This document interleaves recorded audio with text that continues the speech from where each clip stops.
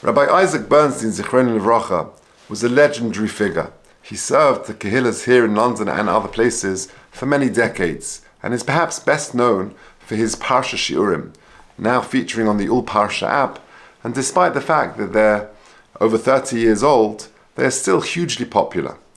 And he gave these Shiurim over a course of many, many years, and over the hundreds of Shiurim that he gave, he said that the following idea, which I'm going to share with you, was the best idea he heard from anyone, anywhere. That's quite an introduction. And this is what he said. Parsha Shemos, we are introduced to Moshe Rabbeinu. Moshe Rabbeinu, the Pasuk says in Perek Beis, Pasuk Yud Aleph, Vayhi bayomim hahem vayigdal Moshe. And it was in those days Moshe Rabbeinu grew up. Vayetze el Echov, he went out to his brothers.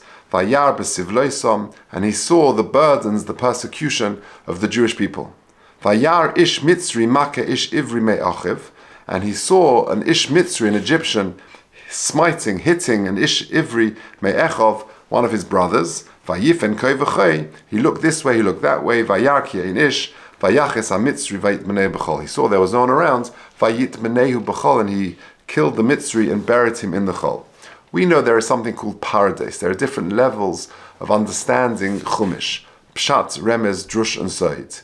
The Pasha Pshat is like I just explained. But I think, said Rabbi Bernstein, in the name of an Alter Yek, an old German Jew, a totally different Pshat in the Pasuk, which I think is fascinating. Let's look at it again.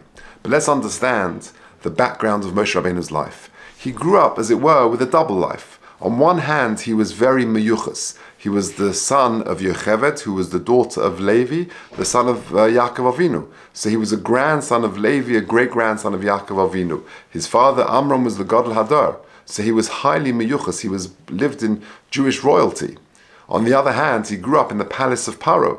It was Bisya Bas Paro, Batya, who saved him, and he grew up in the palace of Paro. So on one hand, he experienced Egyptian royalty and Jewish royalty. He lived this double life. Now let's look at the pasuk again.